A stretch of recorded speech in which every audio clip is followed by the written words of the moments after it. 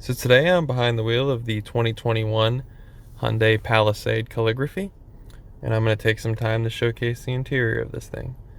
So starting as I normally do from left to right. Over on the left you got your normal window switches, door locks, you've got a little toggle for your rear mirror adjust. Up to the left you've got your door latch. Over to the right of that you've got two presets that you can set for your driver's seating position. Down low you've got two toggle buttons for the gauge cluster lighting, a sensor for vehicles near this vehicle, lane assist button, traction control off. You've got a button for the rear hatch, and you've got the parking brake latch as well. Moving to the gauge cluster, it is a full digital display.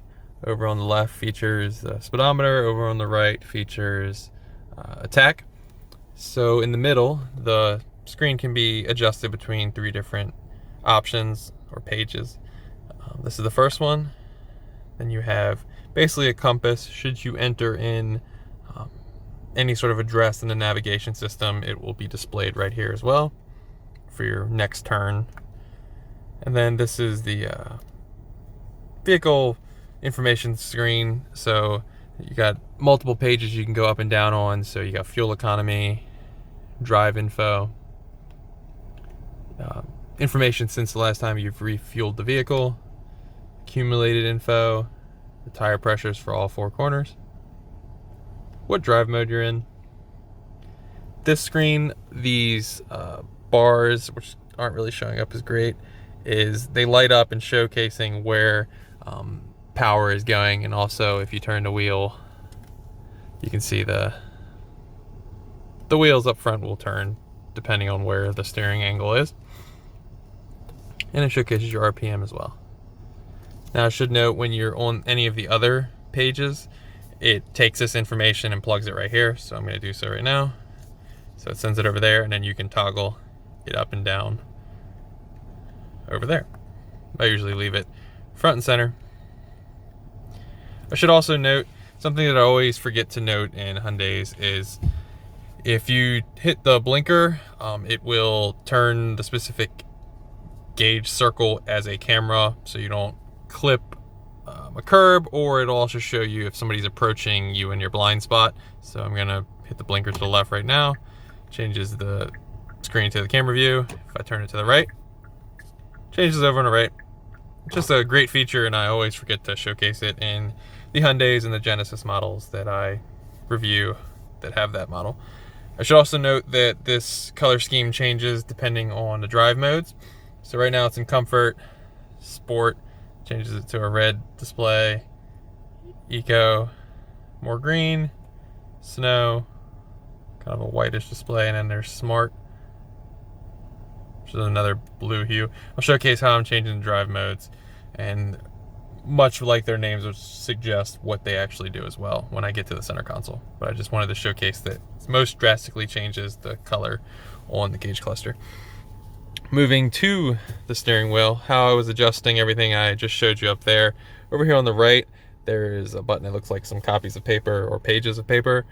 You push that, and it moves between the three different pages up top. And right here, this toggle up and down cycles you through once you're on that screen. You got other cruise control options over here. This button will change the length between you and the next vehicle for the smart cruise control. Over on the left, you got phone talk options, volume control, tuner button, mode. I'm gonna give you a better look at the steering wheel. On the back, you've got paddles for down and upshifting. Behind the steering wheel, you've got the engine start stop button. And then you have the navigation display. So it'll start you off on a screen that you can adjust to your liking, but basically these are all the app options that you have. So you got map, navigation menu, phone, blue link, radio, media, sounds of nature, which I always comment that I love for my infant son in the back because of the sound of the waves. Kind of puts him to sleep most times. Android Auto, Apple CarPlay, you got HD radio data, passenger talk, voice memo, quiet mode, rear climate controls, setup, and user's manual. So I'm just gonna click in setup real fast, show you what you can change. So in vehicle, you can change the heads-up display, what it's going to show, if you even want to enable it, driver assistance, the drive modes, you can change how drastic it displays up here, which I'll showcase when I turn the knob. You can have it just say, oh, you're in a drive mode, or have it like take over the whole screen for a moment to show you what drive mode you're in. Climate, lights, door, cluster, convenience, seat. You can reset some stuff as well. Sound, you can change different options. This features the Harman Kardon system throughout, and I think it's 15 speakers to be exact, and you can adjust things to make it a more better sound experience. I'm not exactly an audiophile, but for someone who is, you got a lot of options here, and a bunch of other options you can change as well. You got 2 vents. Then you've got your volume control.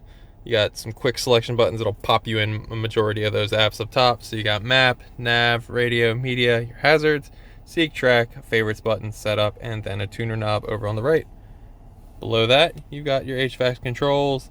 You can sync them together, or of course choose passenger side as well as the rear can control what they want. Below that and to the left, you've got the gear selection buttons. So you've got park, reverse, neutral, drive. Drive has a little bezel, so you don't have to really look down. You'll be pushing drive. Got the auto hold button for when you're at a red light. You want to save your right foot, stretch it out. To the right of that, you've got the drive mode control knob. So like I said before when I showcased the colors up top, smart, sport, comfort, eco, and snow. And in the middle is an all-wheel drive lock button. So you push that, and you'll get a little message up top. The all-wheel drive lock is on. For if you get stuck or any sort of off-roady situation you might get into, push it again, it is off. So I'm gonna go put it in sport just so I can put it back in smart. But that's the kind of drastic representation you get on your screen for a moment. Sport, comfort, eco, and snow. Now, as all the drive mode names pretty much tell you exactly what that mode is going to do. Snow for more snow related weather experience.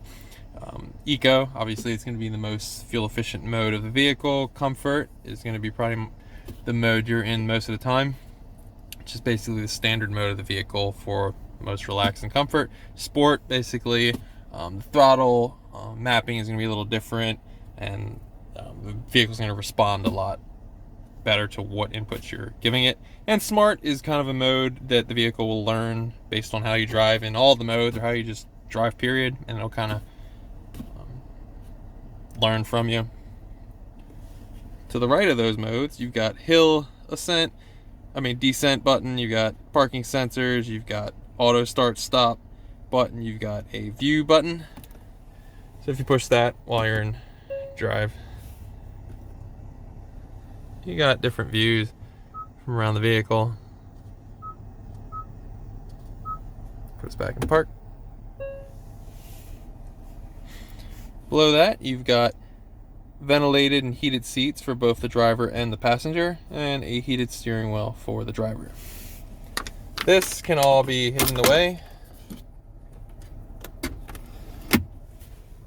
and simple push reveals it. You got 2 cup holders which can be hidden, so right now this one is out. So unhide it, you push the button, kind of slides it out, and you can put it back. There's USB that I'm using right now to listen to music, and right here is a charging pad for a phone. It'll light up right here once it is charging. Got some change down here. It's kind of a really nice big open spot, and you also get another spot behind it. So you've got a smoker's port, I call it, 12 volt, and another USB below. This is removable. That's how it looks. Moving to the passenger side, you've got a glove box. You get a look at the Harman Kardon speakers. the Napa leather stitching that is also on the door. Kind of got this driftwood like coloring scheme on the doors and on the dash. Give you a better look at the seats. This vehicle is 3 rows.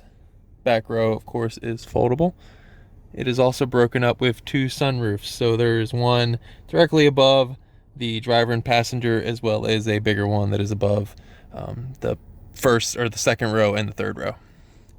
Up top, there's lighting that can be controlled. There's vents above both second and third row. There's some USB ports hidden in both seats. Up top for the driver, you've got different lighting and, of course, the sunroof controls. You've also got this, little latch for seeing second row, if you have kids back there. But that is the interior of the 2021 Hyundai Palisade Calligraphy. If there's something I didn't go to in detail on and you need a question answered, be sure to leave it in the comments below, and I would love to find an answer for you. Thanks for watching.